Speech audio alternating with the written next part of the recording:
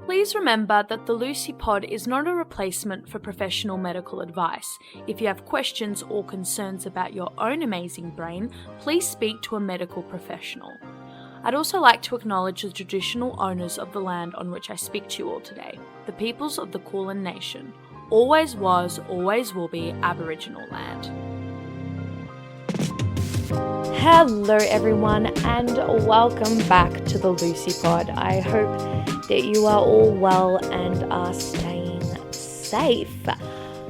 It's been a moment. I don't even remember where I left off. Oh yeah, I know where I left off. I left off at the end of ADHD Awareness Month, a very reflective month. And the reason I call it reflective is because usually when I do usually when I do episodes around ADHD Awareness Month, they're very focused on, awareness raising and sort of I don't want to call it generic, but the sort of like easy ADHD stuff, like here are some ADHD symptoms, here's what not to say to an ADHDer. And while all of those things are like super important and topical and relevant, I took a different approach this month because I really started to rethink the concept of awareness and raising awareness. And so my last couple of episodes, or my episodes during ADHD Awareness Month, were really around this question of awareness, but also neurodiversity and the questions surrounding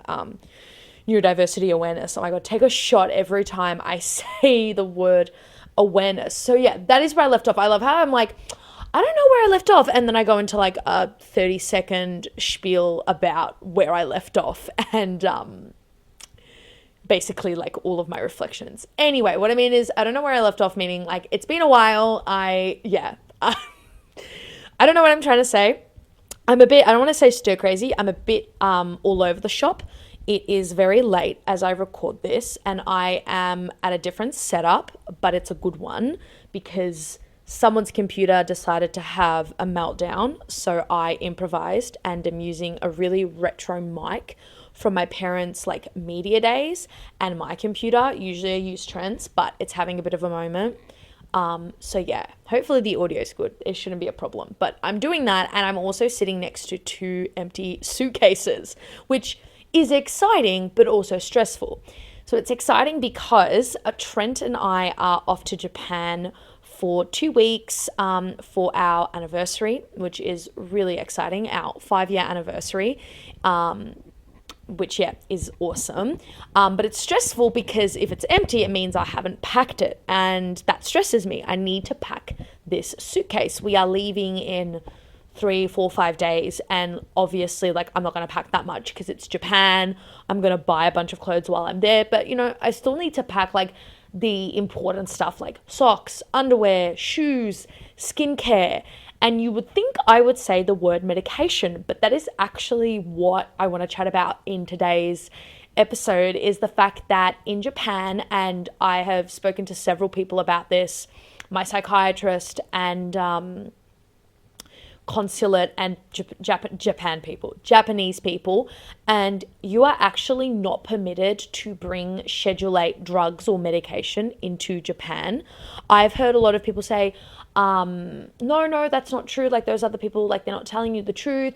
You just need to get it translated, blah, blah, blah, blah, blah. But all evidence points to the contrary. So I will not be bringing my ADHD medication, which is a Schedule 8 drug. So I will be off of my medication for 2 weeks. And for those of you who are like, no, you definitely can. Even if I can, it actually comes in perfect timing. Well, not perfect timing, because I'm currently having some tests done with my eyesight, and part of the test involves seeing if my medication interferes.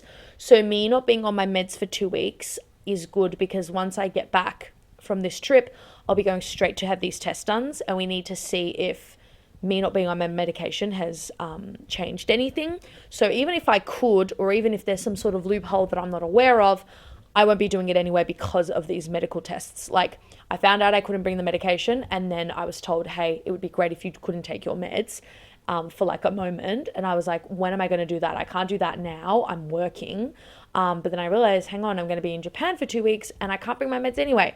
So perfect opportunity. But anyway, the point is I am not going to be taking my medication for 2 weeks, which for some of you might be like, cool, you'll be fine. And I will.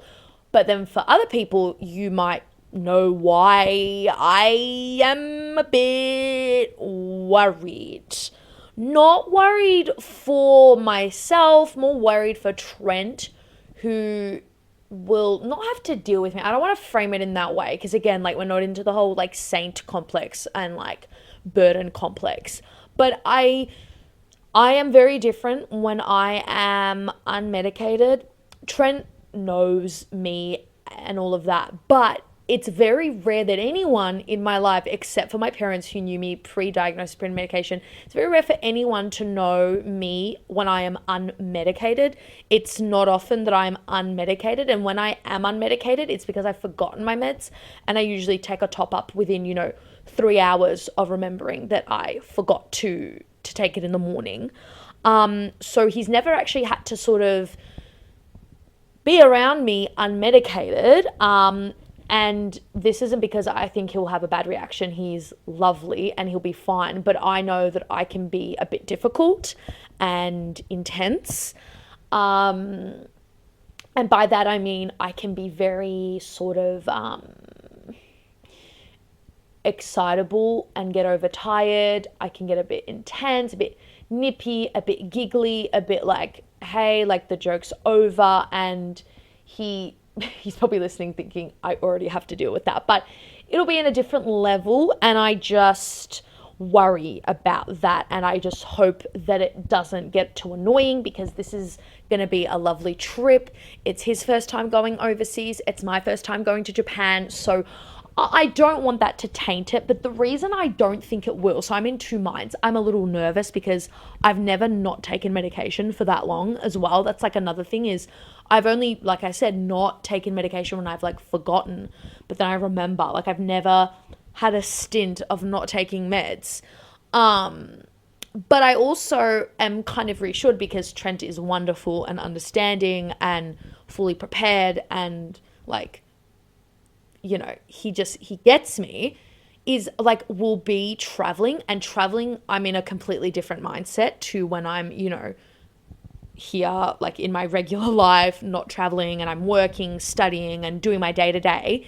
It's going to be very different, and what's required of me is going to be different. Like, I'm not going to be required to do any sort of work, like work or anything academic.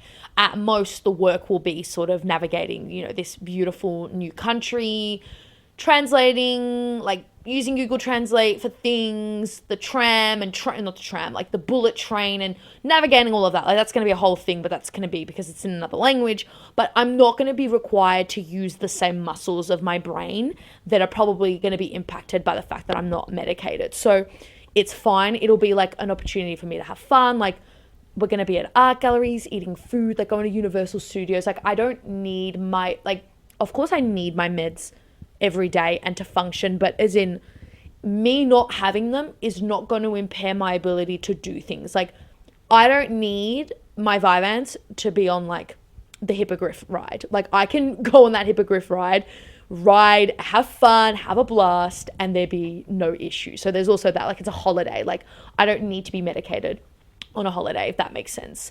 And people are thinking, but hang on, like, I thought you would take meds all the time. And I do take my meds all the time. This is not something I would normally do, as I've explained, but I'm less inclined to be like, take your meds if I'm on holidays. Even though on previous holidays, I've always taken my medication, I don't trip too much if like I skip it for a day when I'm on holidays, because it's just like okay to be a lot more ADHD when you don't have, work commitments, school commitments, errands, maintenance. It's a lot easier, but it's going to be interesting to do because, like I said, it's like my first time, and I do think it's going to have a bit of an impact, not only because like, I've not really done it before, but because we're going to be in, Japan, where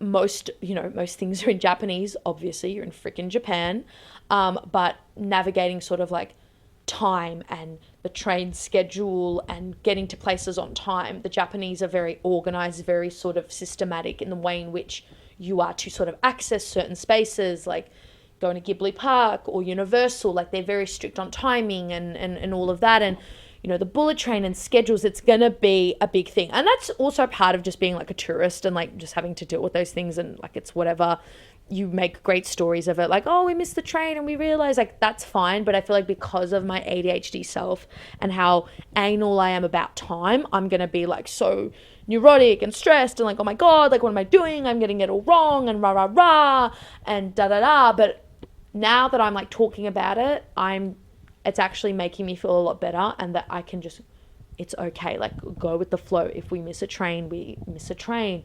If we miss Studio Ghibli, we miss it. No, we cannot miss a Studio Ghibli or Universal Studios or Team Labs or any like good sushi restaurant. We're not going to miss that. But what I mean is that there's no need for me to be so hard on myself, because again, it's a holiday. It's not it's not work. It's not a work trip. It's not a uni trip. It is purely for pleasure and leisure. And so I think I will be okay.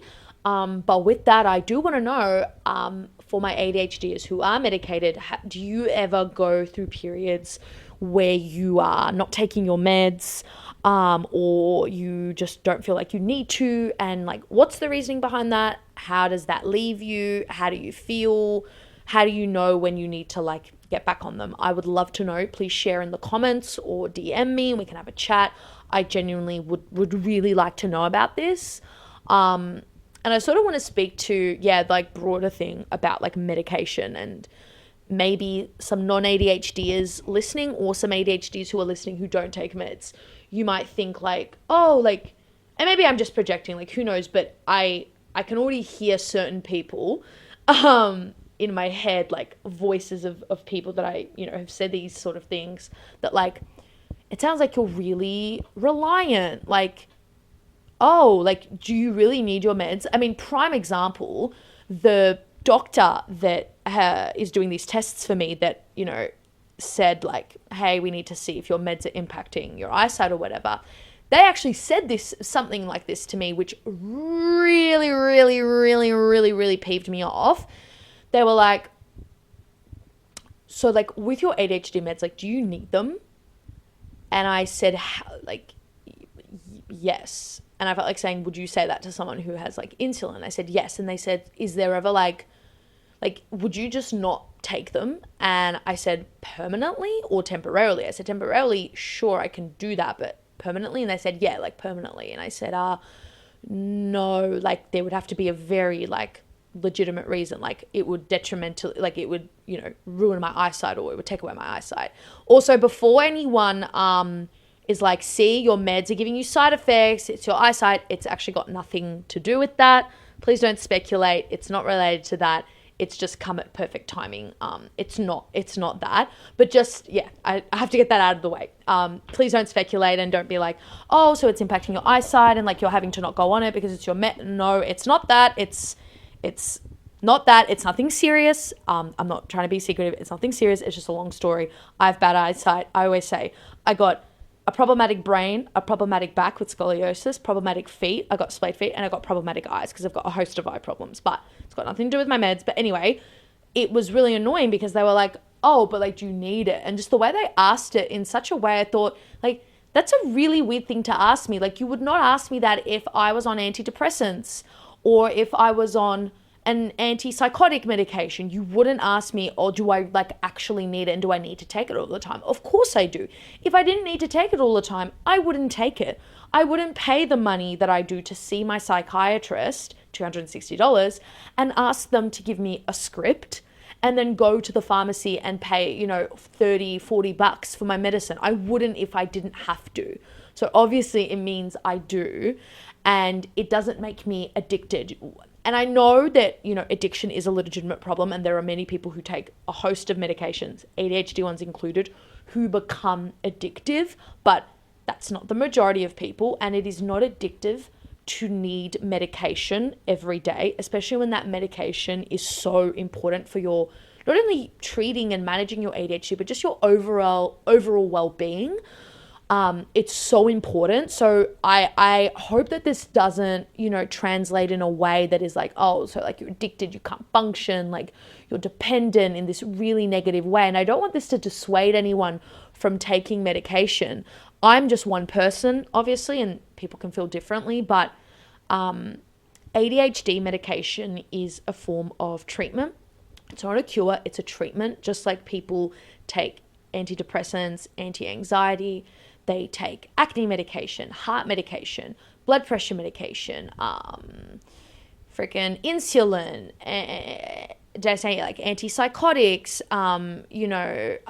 those are all used as treatments and management for someone's condition, whether that be a physical one, a neurological one, or a mental illness.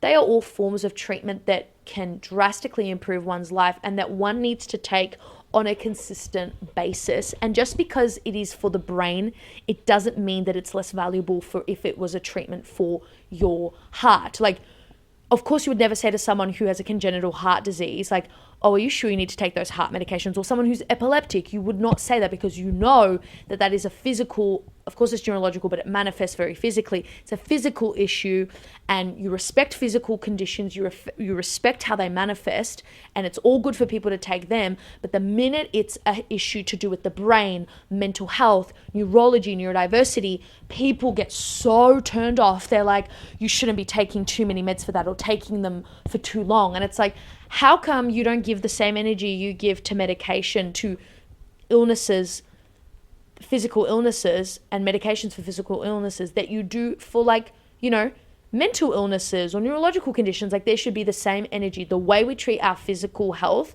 and the way we take physical health so seriously should be the same way we treat mental health.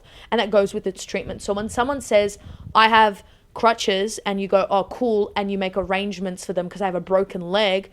When someone tells you I'm ADHD and I need to take these meds all the time, you go, cool, do you want me to remind you to take them or da-da-da? You don't say, do you really need them? They are just as valuable and they are just as important. And just know that, and don't let anyone make you feel bad or feel a certain way for needing to take your meds. Even like the word needing can have negative connotations, or depending, because dependency is usually negative. It's like, it's a drug dependency, a drinking dependency. But when we have people wear glasses. You wouldn't say to them, oh, you're very dependent on your glasses, you're addicted. No, my glasses help me see. I have a physical issue that prevents me from seeing properly, and my glasses help me. If someone was in a wheelchair, you wouldn't say you're very dependent on your wheelchair. It's like, no, that helps that person be mobile and move around. Same for my meds. My meds help me work. They help me do day-to-day tasks. They help me feel organized and focused and not overwhelmed and noisy in my brain. And so, yes, I do need my meds. Even if I'm not taking them for 2 weeks, I will be very glad when I come back and I'll be taking my medication. So yeah, it's gonna be a thing, not taking my meds, and there's a lot to reflect on, and I'm really gonna track my behavior and my moods. I have a period app called Clue, and it lets you track your moods for like PMS and like for your cycle, but it also lets you track how focused you are, how productive you are, your energy levels. So I definitely will be doing that for those 2 weeks that we are away and that I'm not medicated, to see if anything's changed and impacted. And then I will definitely be making an episode when I'm back, obviously about my amazing travels, but about how I went with not having my medication and what that looked like. And I'd love you guys to, like I said earlier, share your experiences. And I'd like to hear more from people who kind of are like, oh, but like, do you really need your meds?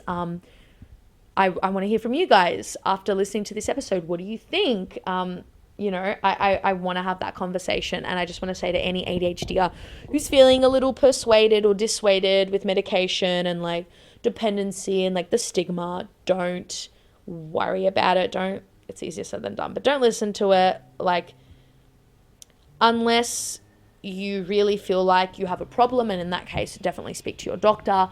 But if you really don't feel like you have a problem and all is well, keep taking your meds, and make sure that if you are traveling anywhere, even if you're like, they'll be fine, make sure you check their embassy site and the DFAT website on the country you're visiting and make sure that you are allowed to bring your medication, because the least like bad thing that can happen is it gets discarded at customs or whatever, and then you've wasted money on this medication that gets thrown in the bin. Or the worst thing is that you get like arrested for bringing in like, you know, drugs or speed or whatever.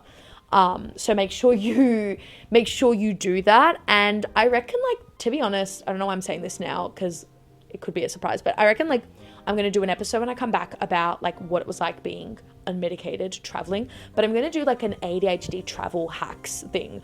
I've traveled a lot as an ADHDer. That's so weird to say. Like, I've traveled a lot as an ADHDer. No, I've just traveled and I happen to be ADHD, but I want to do some travel tips. But as you can see, I'm talking really fast because I need to wrap this up because I'm looking at the suitcases next to me and I need to start doing something with them. But before I wrap up, I want to say thank you for listening to this episode of the Lucy Pod. Don't forget to like, comment, and follow me on all of my social media platforms, Facebook, Instagram at the Lucy Pod, and then stream me, follow me, do everything. Give me a 5-star rating on all of your favorite streaming platforms like Spotify, Apple Podcasts, Google Podcasts, Amazon, even YouTube, the lot. Make sure you show me some love there, and I will see you in the next episode. I was going to end it with sayonara, but that seems cringe, so I'm just going to say goodbye, and I will see you, talk to you, hear from you, speak at you when I am back from beautiful Japan. Bye!